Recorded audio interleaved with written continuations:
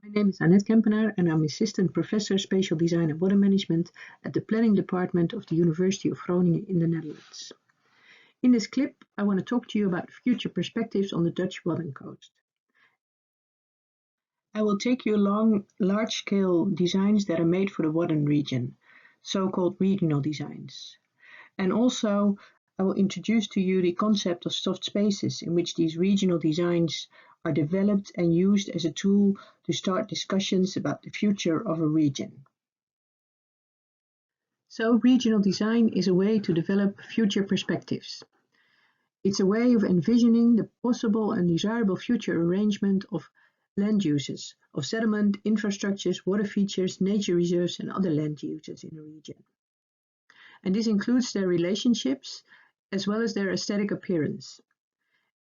It also includes how these future arrangements can come about, how they can be implemented or realized.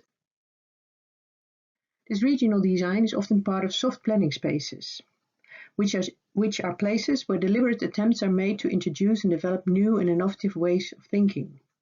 These soft planning spaces are organized parallel to formal planning. They are not part of formal planning, but they're aimed at informing and fueling the public and political discourse on alternative futures, and as such, on informing and influencing formal planning.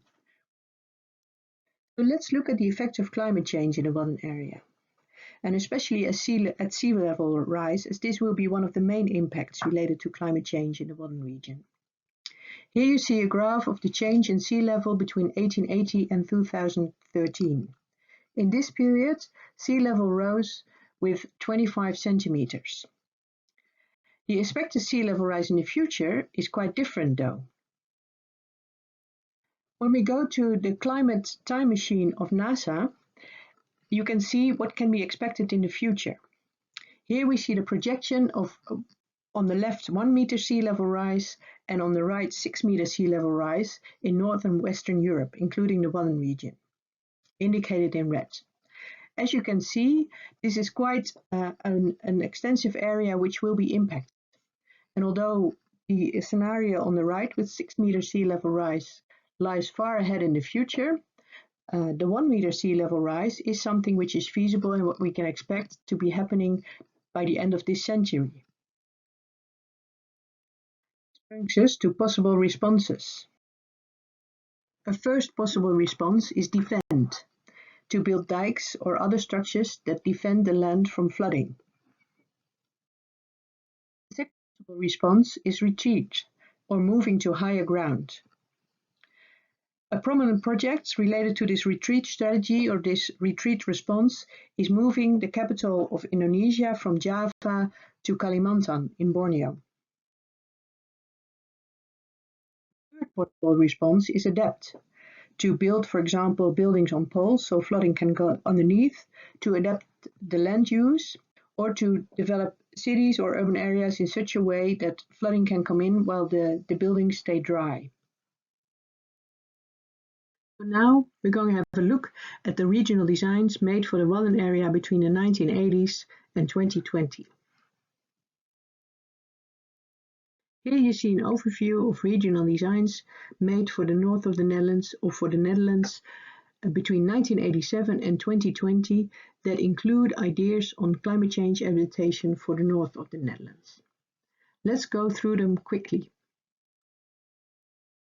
First is Nederland nu als ontwerp, or the Netherlands now as design.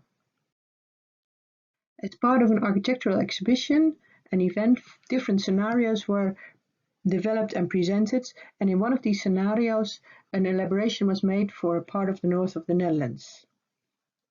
Besides new urban development, also an adjustment of the agricultural system was proposed here, to store more fresh water and to counteract salination because of sea level rise and more influence from the sea. In 1999, a regional design competition was held for the north of the Netherlands, with the title Who's Afraid of the Empty Program? This design competition had two winners. The first winner was Wadland, and as you can see on this picture, they proposed to restore creek systems along the Wadden coast. to create attractive living areas and a beautiful landscape, and also to develop major nature reserves along the coast. The second winner was called Aura, and as you can see on the left, they proposed something completely different.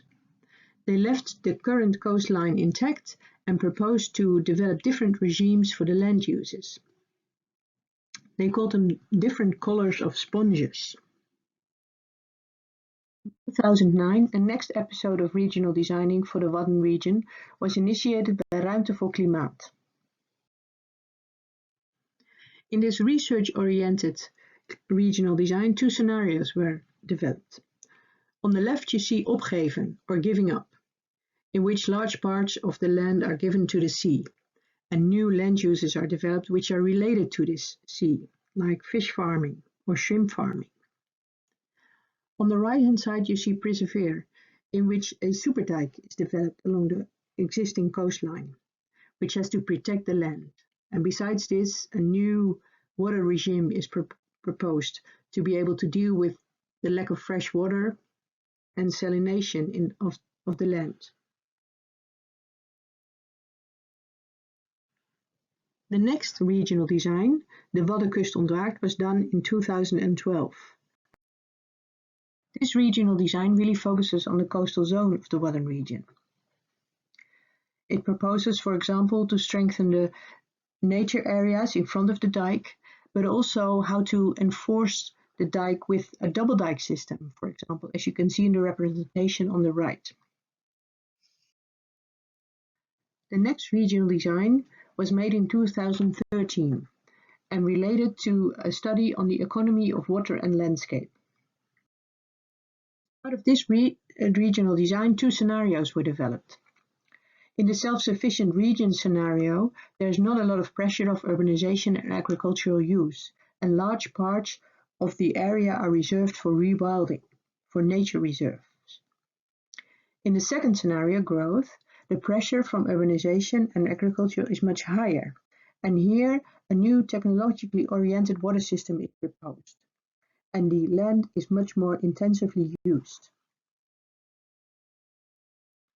In 2016, another regional design was made for Groningen, as part of the International Architecture Biennale Rotterdam.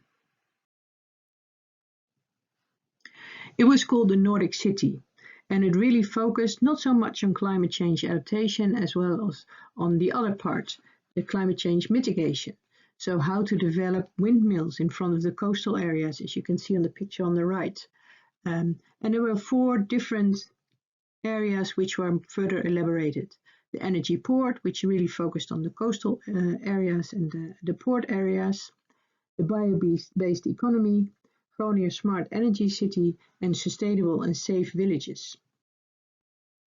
The next regional design is Plan B, the Netherlands in 2200, which was made in 2019 by a Dutch landscape architecture office.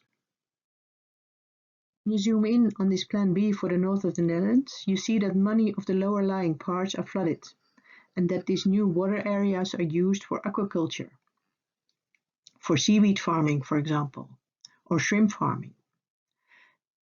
Urban developments take place on the higher parts. The last regional design also takes the entire Netherlands into perspective. This regional design focuses on the Netherlands in 2120 and solely builds on nature-based solutions. So, if we look at defend, retreat or adapt, what do these regional designs propose? With regard to defend, we see that 3 plans really propose defend responses. That means active redevelopment of the dike, strengthening of the dike, or other proposals which really follow the defend response. But we also see that most of the other plans implicitly follow a defend response, because they keep the coastline as it is. If we look at retreat, we see 3 plans that really propose retreat strategies or retreat responses. That means adjusting the coastline and some way or another letting the water in response to sea level rise. Look at adapt. then we see that almost all regional designs include somehow an adapt response in their proposals. This could be a different way of using the land, but a lot of them also respond in an adaptive way to using the water that's available, or adapting the water system to respond to climate change. In this table, we've summarized what the various regional designs propose with regard to defend, retreat, and adapt.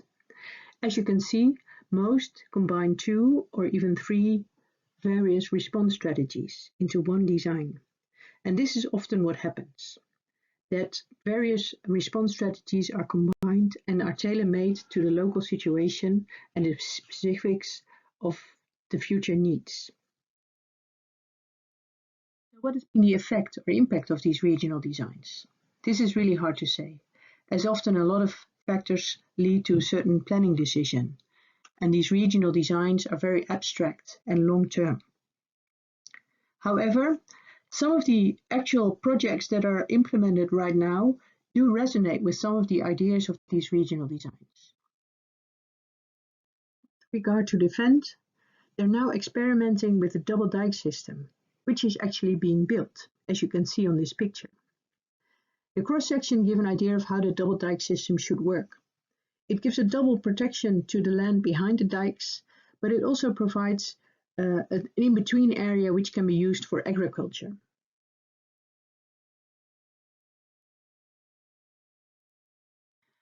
The project Holwert aan Zee breaches the dike and connects the village of Holwert to the Wadden Sea. It resonates with a retreat response and shows that breaching the dike is now part of the feasible ideas within the Netherlands. A third real-life experiment that's going on is about new crops and the development of more silty crops in the Netherlands. So this is really an example of adapting to climate change, the land use, in this case agricultural land use, to the effects of climate change. Finally, Sponsland. Thinking about how to respond to climate change has not ended. In this manifestation/exhibition, 9 designs were made for different parts of the northern region in response to the various climate change adaptation challenges.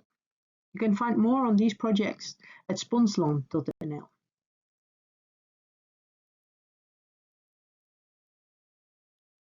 Thank you very much for your attention, and if you want to know more about this regional designing for climate change adaptation, please do not hesitate to contact me.